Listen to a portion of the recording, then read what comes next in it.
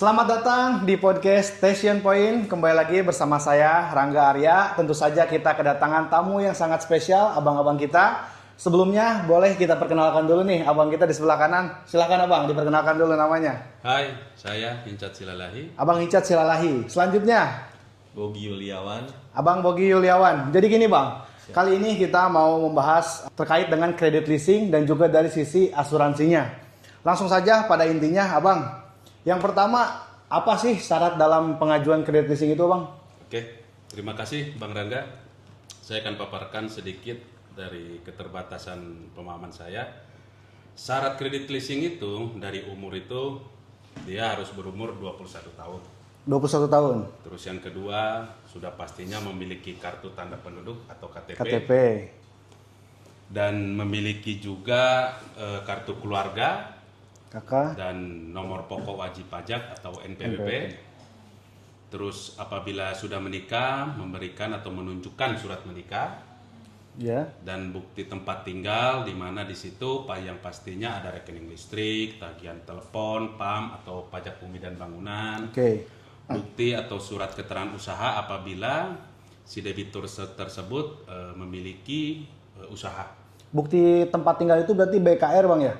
Bukti keterangan rumah ya? Kepemilikan ya? Oke. Betul. Siap. Terus yang selanjutnya apabila perusahaan si perusahaan tersebut harus menunjukkan akta pendirian baik SIUP atau TDP Siap. dan memiliki slip gaji bagi pekerja dalam 3 bulan terakhir ke belakang dan mutasi rekening 3 bulan juga terakhir ke belakang dan batas usia maksimal bagi si pengaju kredit dengan umurnya itu 55 tahun. Oh itu batas maksimal ya? Ya, betul. Berarti batas minimal di 21 tahun dan maksimalnya di 55 tahun bang ya? Betul sekali Bang Rangga. Siap bang. Menurut pemaparan syarat yang barusan, berarti bagaimana nih penjelasan terkait dengan konteks kredit yang gagal bayar atau yang tidak mampu bayar bang? Ada nggak nih dalam perlindungan hukum nih untuk perusahaan maupun debitur tersendiri bang? Oke. Kita bahas dari awal terjadinya perjanjian yang diatur di dalam KUH Perdata pasal 1320 yang menyebutkan bahwa supaya terjadinya persetujuan yang sah, yang poin pertama, kesepakatan mereka yang mengikat dirinya. Oh gitu.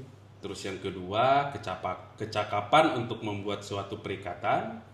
Poin yang ketiga, suatu pokok persoalan tertentu. Dan yang keempat, suatu sebab yang tidak terlarang.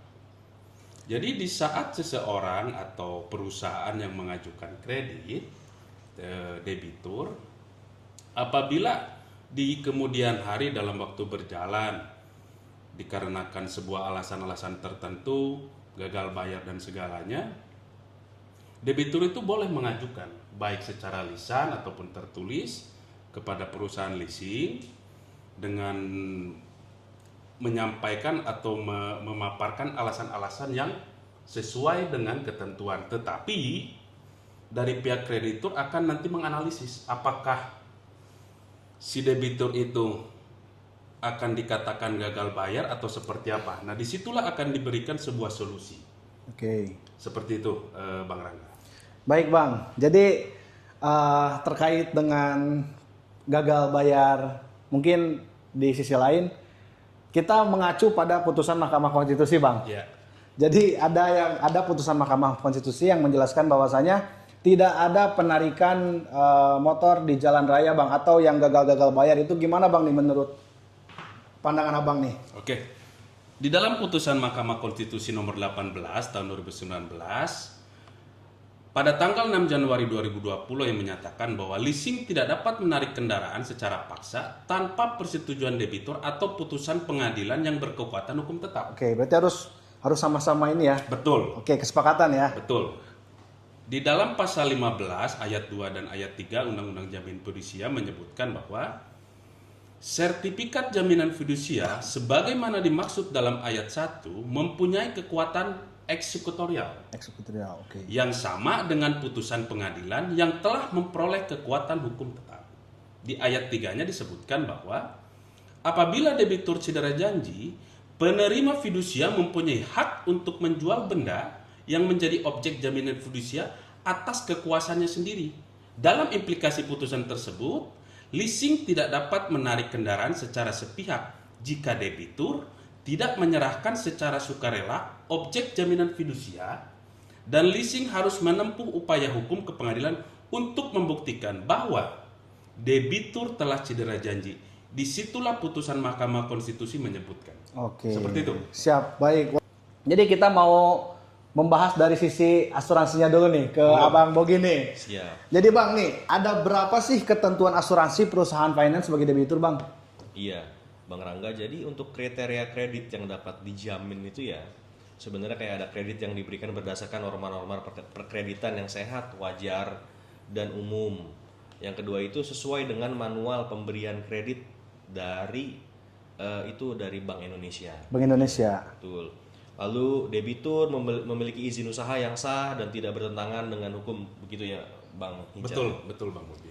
Lalu debitur tidak sedang dalam proses kepailitan atau telah dinyatakan pailit oleh Oleh Bang. Siap. Oke. Jadi nih Bang Bogi, Siap. menurut penjelasan barusan, bagaimana mengajukan klaim asuransi yang sesuai dengan undang-undang Bang? Siap. Sesuai dengan ketentuan undang-undang. Ya. Untuk proses klaim ya, sebenarnya itu yang paling pertama adalah menghubungi perusahaan asuransi terlebih dahulu tuh. Yang sudah didaftarkan oleh finance. Iya, betul. Lalu kan di sana itu pasti melaporkan kepada perusahaan terkait ada apa aja sih kejadiannya, dan dari situ nanti mengajukan ke departemen klaimnya, pasti ada di sana. Lalu yang kedua, mengisi formulir klaim dengan informasi yang akurat, lengkap, sesuai fakta ya. Oke. Kejadiannya seperti apa. Lalu yang kedua, mengirimkan formulir klaim dan dokumen pendukung seperti bukti-bukti apapun itu bentuknya kepada perusahaan asuransi yang termaksud. Itu Mas. Oke Bang. Jadi kalau misalnya ini pertanyaan saya nih, Siap. kalau misalnya tidak diasuransikan itu ada nggak sih pihak finance yang tidak menasuransikan debitur gitu, ada nggak sih Bang? Apakah pihak finance selalu mendaftarkan asuransi untuk debiturnya, atau ada juga nih finance yang tidak mendaftarkan asuransi untuk debitur Bang? Sepengetahuan saya, selama akadnya adalah kredit, Ya. pasti memberikan solusi untuk diasuransikan kendaraan atau apapun itu. Oh gitu. Iya. Baik, ini Bang, kita melenceng lagi ke Bang Incat Bang ya. Yuk, monggo. Jadi gini Bang, kalau misalnya pengajuan kredit kan sudah diatur dalam undang-undang fidusia Bang. Betul. Nah, bagaimana jika fidusia itu tidak didaftarkan Bang? Sebenarnya kalau sudah terjadi akad di dalam kerjasama antara kreditur dan debitur, yang sepengetahuan saya biasanya pasti didaftarkan. Pasti didaftarkan. Pasti didaftarkan karena mereka berbadan hukum dan diatur di undang-undang fidusia.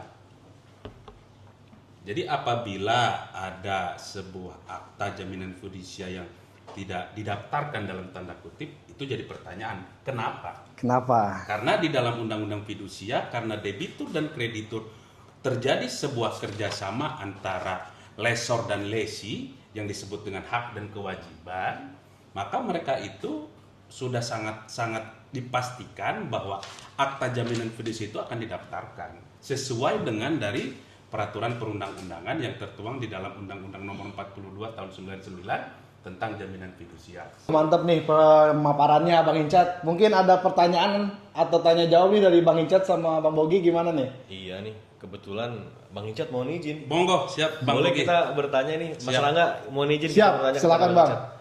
Bang Incat, jadi saya punya teman nih Bang Incat. Ya. Itu dia baru beli mobil sih, memang sih dia nunggak ya sekitar 3 bulan something lah. Ya. Jadi dia pergilah dengan keluarganya ke daerah Sukabumi, tiba-tiba dibuntutin dan diberhentikan oleh DC. Pihak ketiga Lalu ya? pihak ketiga lalu ditarik paksa. Bang Incat punya saran nggak sih? Saran atau mungkin masukan gimana sih cara menghindari penarikan paksa tersebut Bang? Mau Oke. izin Bang? Siap. Makasih Bang Bogi. Sebenarnya udah jelas sih di dalam putusan Mahkamah Konstitusi nomor 18 disebutkan bahwa implikasi putusannya ini Bang Bogi ya. Leasing itu tidak dapat menarik kendaraan secara sepihak jika debitur tidak menyerahkan secara sukarela objek yang menjadi jaminan fidusia tersebut. Sukarela berarti. Sukarela. Siap. Jadi tidak ada unsur dipaksa. Paksa. Nah, leasing harus menempuh upaya hukum melalui pengadilan untuk membuktikan bahwa debitur telah cedera janji. Atau menunggak lah. Menunggak, betul. Nah, itu semua diatur di dalam putusan Mahkamah Konstitusi, Bang Bogi. Oke. Tapi pada faktanya nih Bang, mereka kan rata-rata DC itu membawa selembar surat, Iya. apalah surat tugas apapun itu bentuknya, mereka akan menarik paksa, ibu udah menunggak, bapak menunggak 3 bulan. Nah pada kejadian akhirnya teman saya ini akhirnya turunlah dari mobil, kan kasihan dengan keluarganya. Iya. Itu boleh nggak sih Bang melapor ke kepolisian terdekat kah, atau apa sih Bang sarannya dari Abang? Sebenarnya kalau misalnya ada unsur pemaksaan itu sudah sangat jelas. Putusan Mahkamah Konstitusi itu menyebutkan bahwa harus menempuh upaya hukum ke pengadilan. Oke. Jadi katakanlah ada DC yang menarik dan segalanya, kita tetap patokannya itu putusan Mahkamah Konstitusi, Bang Bogi. Tetapi alangkah lebih baiknya di saat memang keadaannya tidak baik di lapangan, bisa kita melapor ke polisi atau ke pihak berwajib, atau gitu kan, bila mana si pihak dari debitur itu mempunyai pengacara, dia boleh didampingi oleh pengacara untuk menyampaikan atau memberikan sesuatu hal, alasan-alasan kenapa dasar mereka itu atau debitur itu tidak atau adanya cedera janji tersebut. Oke, berarti nanti coba saya sarankan ke teman saya nih Bang. Siap, Kasihan siap, Bang. sekali teman saya ini soalnya. Siap. Tapi saya juga ada pertanyaan nih, ke Bang Oke, Bogi. Ini nyambung tektokan. juga, Bang. Nyambungan ya. Siap. Nyambung juga ini, Bang, karena di dalam sebuah fidusia itu Ya. pasti ada asuransi, Bang. Betul. Nah, betul sekali. saya ingin nanya ke Bang Bogi, apa saja sih resiko yang dijamin oleh asuransi dan yang tidak dijamin oleh asuransi? Silakan, Bang Bogi. Siap. Terima kasih Bang Icat. Mas Siap. Angga. Untuk resiko yang dijamin itu, yang pertama itu debitur meninggal dunia pasti itu jelas. Yang kedua debitur mengalami cacat total karena kecelakaan. Itu dia. Lalu yang ketiga debitur terkena efek PHK, pemecatan hubungan kerja. Yang terakhir itu adalah kegagalan debitur melunasi pinjaman karena tindakan hukum pemerintah atau bencana alam. Itu. Lalu kalau untuk resiko yang tidak dijamin itu kegagalan usaha akibat bencana nuklir. Oh, seram sekali kita jauh-jauh dari nuklir. Iya, betul, Bang. Betul, Bang. Yang kedua, kerugian yang diderita debitur karena risiko-risiko yang wajib ditutup pertanggungannya dalam asuransi kerugian. Itu mungkin nanti bisa dibahas lebih dalam nih Mas Rangga. Iya. Lalu yang ketiga terakhir itu adalah kesalahan atau kelalaian yang dilakukan oleh bank dan lembaga pembiayaan keuangan. Itu sih Bang. Berarti bisa dikatakan, Bang Bogi, asuransi itu sangat diperlukan ya? Sangat diperlukan sekali Bang. Apalagi mengcover akad kredit ya. Menginsuransikan itu kan penting sekali. Sangat berarti ada korelasi antara leasing dengan asuransi itu, Bang ya? Sangat berhubungan sekali Bang. Dekat sekali kita ini Bang sebenarnya. Jadi makin banyak Bang Rangga pengetahuan di Betul. sini. Baik, terima kasih atas ilmu yang bermanfaatnya Bang Bogi dan Bang Hincat.